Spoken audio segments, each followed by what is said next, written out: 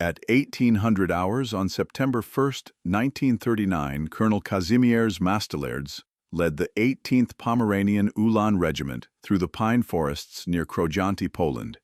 His orders were explicit: locate and disrupt German infantry columns advancing toward the town of Chojnice, delay the enemy advance, buy time for Polish forces to establish defensive positions. Behind him rode approximately 250 cavalry troopers, armed with sabers, lances, and 1935 pattern rifles. They had been in the saddle since before dawn, when German forces had crossed the border and begun the invasion that would become World War II.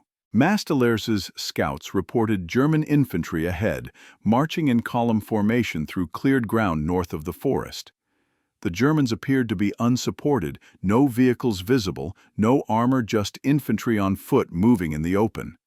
It was a perfect opportunity. A cavalry charge could scatter the column, inflict casualties, capture equipment, and force the Germans to halt their advance while they reorganized. Mastalerz made his decision. He would attack immediately before the Germans reached defensive positions or brought up supporting weapons. He gave the orders quietly, his voice calm despite the magnitude of what he was about to do. The 18th Uhlans would charge from the tree line, strike the German infantry column, break through, and withdraw before German forces could respond effectively. At 1820 hours, Mastalerz drew his saber, raised it above his head, and spurred his horse forward. Behind him, 250 Polish cavalrymen charged from the forest, sabers drawn, lances leveled, moving from trot to canter to full gallop across 400 meters of open ground toward the German infantry column. The thunder of hooves, the jingle of equipment, the shouted battle cries — it was warfare from another century, men on horses attacking with steel weapons, exactly as Polish cavalry had charged for hundreds of years. The Germans saw them coming and scattered. Some ran, some dropped their rifles and fled into nearby woods. Others attempted to form defensive positions but were overrun before they could organize. The Polish cavalry crashed into the German column with devastating effect. Sabers cut down German soldiers, lances impaled those who tried to stand and fight. Within minutes, the German infantry column disintegrated. Survivors fled in all directions. The Poles pursued, cutting down stragglers, capturing weapons and equipment. Then, from concealed positions on the edge of the forest, to the north, German armored cars opened fire with machine guns and 20mm autocannon. The Poles had not seen them. German reconnaissance units equipped with Stöckerkavallerie, 221 and 222 armored cars, had been supporting the infantry column from covered positions. Now they engaged the Polish cavalry at point-blank range with automatic weapons. The effect was catastrophic. Horses went down screaming. Men were torn from saddles by machine gun fire. The charge disintegrated into chaos. Mastalerz was killed in the first seconds of fire, shot from his horse along with dozens of his men. The surviving cavalrymen tried to withdraw but were caught in the open under fire from multiple directions. Some made it back to the tree line. Others died in the killing field between the forest and the German positions. By 1845 hours, the engagement was over. The 18th Pomeranian Uhlan Regiment had suffered approximately 20 men killed and 50 wounded, including Colonel Mastalerz. The regiment withdrew into the forest reformed and continued operations against German forces over the following days. But the image of that charge, Polish cavalry with sabers attacking in the opening hours of World War II, would become one of the most enduring myths of the conflict. Within days, Nazi propaganda would transform the Battle of Krojanty into a story of Polish cavalry charging German tanks with lances and sabers, foolishly believing their horses could defeat modern armored vehicles. The story would spread across the world, repeated in newspapers and history books, becoming accepted fact. Polish cavalry charging tanks. The ultimate symbol of Poland's military backwardness and inevitable defeat. The story was false, but it served German propaganda purposes perfectly. And it obscured the truth about what actually happened at Krojanty, about Polish cavalry doctrine, and about how Poland's army fought in September 1939. The Polish cavalry in 1939 was not an anachronistic relic. It was a modern mounted infantry force trained and equipped for reconnaissance, rapid movement, and dismounted combat. Polish cavalry regiments were organized into brigades that combined cavalry squadrons with supporting elements, tankette companies equipped with TK3 and TKS tankettes, mounting machine guns or 20mm cannon artillery batteries with 75mm guns, anti-tank companies with 37mm Bofors guns, and engineer detachments. The cavalry trooper of 1939 was trained to fight on horseback only in specific tactical situations where shock action against disordered infantry might succeed. The primary role was mounted reconnaissance and movement, followed by dismounted combat using rifles, light machine guns, anti-tank rifles, and supporting weapons. Every fourth man in a cavalry squadron was designated as a horse holder. When the squadron dismounted for combat, 75% of the men would fight on foot, while 25% held the horses in covered positions to the rear. Polish cavalry doctrine emphasized mobility and flexibility. Cavalry units could move cross-country at speeds no infantry could match, reaching positions before enemy forces arrived, establishing defensive positions, then withdrawing when overwhelmed. This was precisely what the 18th Pomeranian Uhlans Regiment was doing on September 1, 1939, moving rapidly through terrain unsuitable for vehicles, locating enemy forces, attacking when opportunity presented itself. The charge at Krojanty was not a desperate medieval gesture. It was a calculated tactical decision based on the situation. Mastellaers observed German infantry in the open, apparently unsupported, vulnerable to shock action. The charge succeeded against the infantry. It failed when concealed armored cars intervened. This was the calculated risk of cavalry warfare. Mobility and shock action provided advantages, but vulnerability to modern automatic weapons was the price. The Polish Army in 1939 fielded 11 cavalry brigades totaling approximately 70,000 men. These brigades were not intended to charge tanks or conduct massed cavalry battles. They were mobile forces designed for border defense, reconnaissance, in-depth delaying actions, and exploitation of breakthroughs. They were equipped with modern weapons, including anti-tank rifles, anti-tank guns, light tanks, and artillery. They represented approximately 10% of Poland's military strength, with the remaining 90% being conventional infantry divisions. Poland's strategic situation in September 1939 was impossible. The country faced invasion from two directions: Germany from the west, north, and south, and the Soviet Union from the east, though the Soviet invasion would not begin until September 17th. Poland's borders were over 3,500 miles long and mostly indefensible. The German Wehrmacht committed 62 divisions, approximately 1.5 million men, 2,600 tanks, and 2,000 aircraft to the invasion. Poland fielded 39 divisions, approximately 1 million men, 880 tanks and tankettes, and 400 aircraft. The numerical disparity was significant, but not overwhelming. What doomed Poland was geography and strategy. Poland could not defend its entire border. Concentrating forces to defend key areas meant leaving other sectors weakly held. German strategy, developed by General Franz Halder and approved by Hitler, called for rapid armored thrusts to penetrate Polish defenses, encircle major Polish forces, and advance on Warsaw before Poland could fully mobilize its reserves. The invasion began at around 4-5 hours on September 1, 1939, when the German battleship Schleswig-Holstein opened fire on Polish fortifications at Westerplatte near Danzig. Simultaneously, German forces crossed the border at multiple points. The Luftwaffe struck Polish airfields, rail yards, and communication centers. Within hours, German armored and motorized units were advancing deep into Polish territory. The 18th Pomeranian Uhlans Regiment was part of the Pomeranian Cavalry Brigade commanded by Colonel Stanisław Grzmot-Skotnicki. The brigade's mission was to delay German advances in the Polish corridor, the narrow strip of territory connecting Poland to the Baltic Sea. This area was strategically critical and militarily indefensible, bordered by German territory on three sides. Colonel Mastellaers understood his mission clearly. The 18th Uhlans could not stop the German invasion. They could delay it. Every hour the Germans spent dealing with cavalry attacks was an hour Polish forces elsewhere could use to establish defensive positions. This was the reality of Poland's defense in September 1939, knowing defeat was inevitable, but fighting anyway, to buy time for allies to intervene for reserves, to mobilize for some miracle to occur. On the morning of September 1st, the 18th, Uhlans had been engaged in multiple small-scale actions against advancing German forces. They had conducted reconnaissance patrols, ambushed German supply columns, and fought dismounted actions against German infantry. By late afternoon, the regiment had withdrawn toward Krojanty, maintaining contact with German forces while avoiding encirclement. At approximately 1745 hours, Mastelers received reports that German infantry was advancing through open ground north of Krojanty. The reports did not mention armored vehicles, only infantry marching in column.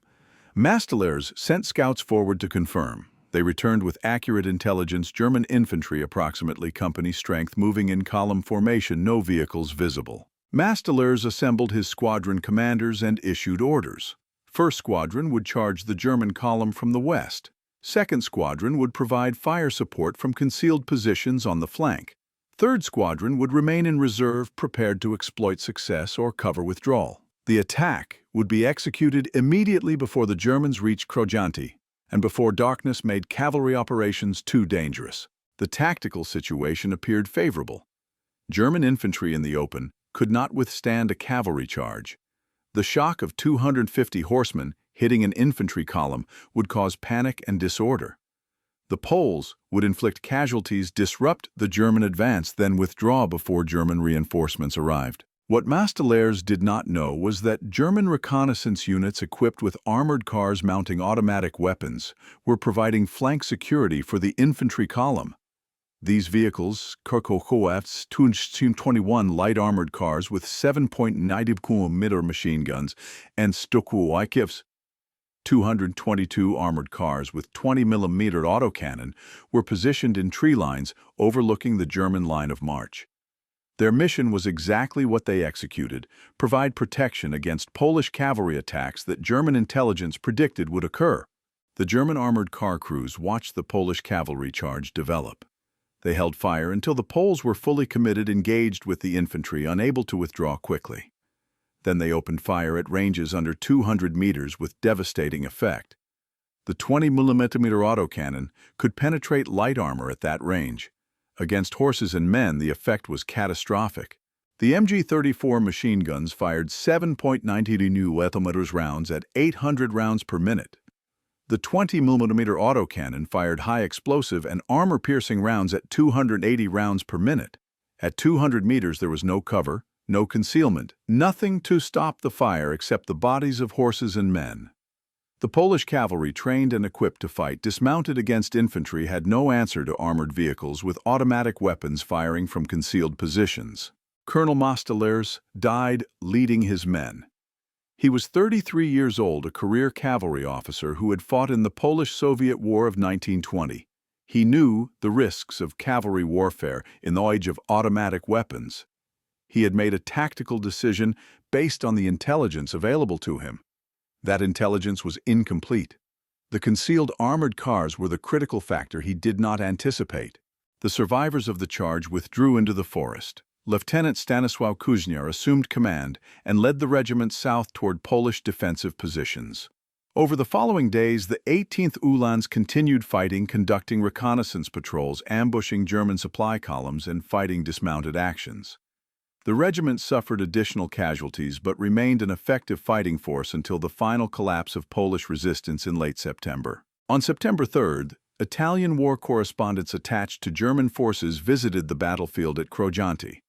They saw dead horses, abandoned Polish equipment, and evidence of the engagement. German officers briefed them on the battle, describing how Polish cavalry had charged German positions armed only with sabers and lances. The story was embellished with each retelling. By the time it reached German newspapers, the Polish cavalry had charged German tanks, a detail completely absent from the actual battle. Nazi propaganda organs seized on the story. Joseph Goebbels' Reich, Minister of Propaganda, recognized the narrative value immediately. Poland was portrayed as militarily backward, its army equipped with obsolete weapons, its officers foolishly sending cavalry to charge tanks. The story supported Germany's narrative that Poland was not a modern nation-state but an artificial construct that deserved to be dismantled. German newspapers published articles with headlines describing Polish cavalry charging panzers with lances.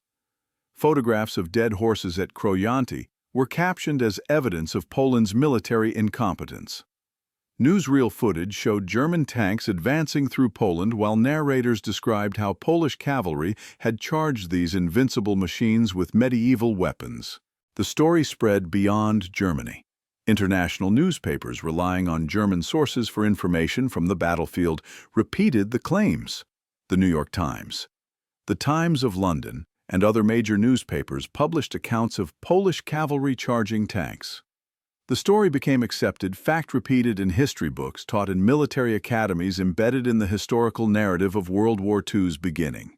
The truth was more complex and less dramatic. Polish cavalry did not charge German tanks at Krojanty or anywhere else during the September campaign. Polish cavalry doctrine explicitly prohibited charging armored vehicles. Cavalry units were equipped with anti-tank weapons specifically because they were expected to fight tanks, not charge them. The engagement at Krojanty was a cavalry charge against infantry that encountered unexpected armored car support. This was a tactical miscalculation, not a medieval delusion. But the myth served multiple purposes. For Nazi Germany, it justified the invasion by portraying Poland as backward and indefensible. For Western nations, it explained Poland's rapid defeat without requiring uncomfortable questions about why Britain and France did not launch major offensives against Germany to relieve pressure on Poland. For post-war historians, it provided a dramatic symbol of the transition from old to new warfare, from horses to tanks, from sabers to machine guns. The myth also obscured Polish military achievements in September 1939. Polish forces fought for over a month against overwhelming odds.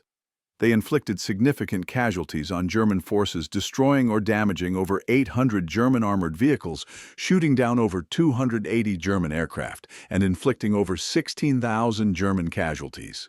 Polish cavalry units fought effectively as mobile infantry, conducting successful operations against German forces throughout the campaign. The Pomeranian Cavalry Brigade, which included the 18th Uhlans, distinguished itself in multiple engagements. At the Battle of Krojanty, despite the casualties from the charge, the brigade delayed German advances for several hours, allowing other Polish units to withdraw. Over the following days, the brigade conducted a fighting withdrawal through German-encircled territory, reaching Warsaw in early October and participating in the capital's defense. The Wileńska Cavalry Brigade, commanded by Colonel Konstanty Plisowski, fought a successful delaying action against German 3rd Panzer Division at Mokra on September 1st, destroying or damaging 50 German tanks using anti-tank guns and tankettes. The action demonstrated that Polish cavalry brigades properly employed with supporting weapons could engage and defeat German armored forces. The Nowogrodzka Cavalry Brigade conducted a successful raid against German rear areas in late September, destroying supply dumps and communication centers, demonstrating that mobile forces could operate effectively even after the front lines had collapsed. The brigade later broke through German encirclement and reached Warsaw, where they fought until the city's surrender on September 27th. These actions contradicted the narrative of Polish military incompetence. Polish cavalry, when properly employed with supporting weapons, was effective. Polish forces fought competently with the equipment available to them. Poland's defeat resulted from overwhelming German numerical superiority, superior German mobility, geographic impossibility of defending Poland's borders, and the Soviet invasion on September 17th that opened a second front and made continued resistance impossible. The charge at Krojanty became a symbol, but it was a false symbol. It represented not Polish military backwardness, but the fog of war, the danger of incomplete intelligence, and the calculated risks of mobile warfare. Mastalers made a decision based on the information available to him. That information was wrong. His men paid the price. The Polish cavalry in 1939 represented the final evolution of mounted forces before mechanization made horses obsolete for military purposes.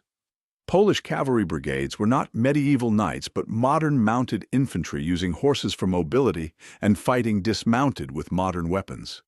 They performed their missions as effectively as their equipment and training allowed. The myth of Polish cavalry charging tanks persisted for decades. In 1945, American historian Stephen Ambrose repeated the story in his writings about World War II. In the 1950s and 1960s, military historians continued citing Krojanty as an example of cavalry's obsolescence. The image of Polish lancers charging panzers became embedded in popular culture, appearing in films, documentaries, and history books. Polish historians attempted to correct the record. In the 1950s, Polish military archives released documents demonstrating that no Polish cavalry unit ever charged German tanks. Eyewitness accounts from surviving Polish cavalry officers described the actual events at Krojanty, a charge against infantry, not tanks, disrupted by armored cars, not panzers. These corrections were largely ignored in the West, where the myth was more compelling than the truth. In the 1980s and 1990s, Western historians began re-examining the Polish campaign. Detailed studies of German and Polish records revealed the complexity of the September fighting and the effectiveness of Polish resistance. The myth of cavalry charging tanks was definitively debunked by historians, including Norman Davies, Stephen Zaloga, and others who had access to both German and Polish archives. But the myth persists in popular understanding. The image of Polish cavalry charging tanks remains a common reference point in discussions of military obsolescence and technological change. The truth that Polish cavalry were effective mobile infantry forces equipped with modern weapons is less well known. Colonel Mastelers was posthumously awarded the Virtuti Militari, Poland's highest military decoration, for his leadership at Krojanty and his service during the September campaign. His charge, though it ended in casualties, had achieved its tactical objective, disrupting the German advance and buying time for other Polish forces. That this was later distorted into propaganda does not diminish what Mastelers and his men accomplished. The 18th Pomeranian Uhlans regiment continued fighting until the end of September. Survivors either went into exile, joining Polish forces forming in France and Britain, or remained in occupied Poland, joining resistance organizations. Many of the officers and men who survived Krojanty would die in later engagements fighting with the Polish armed forces in the West in Soviet prison camps following capture by Soviet forces after September 17th, or in German concentration camps. The battle itself lasted less than 30 minutes. The myth it generated lasted decades. This disparity between event and interpretation reveals something important about how history is recorded and remembered. Dramatic stories that conform to existing narratives are accepted more readily than complex truths that require nuance and context. The Nazi propaganda machine understood this. The story of Polish cavalry charging tanks was too perfect to ignore. It confirmed German superiority, justified the invasion, explained Poland's rapid defeat, and provided dramatic imagery that reinforced the message. That the story was false was irrelevant. Propaganda is not constrained by truth. The international media's acceptance of the story demonstrates how wartime reporting can be manipulated.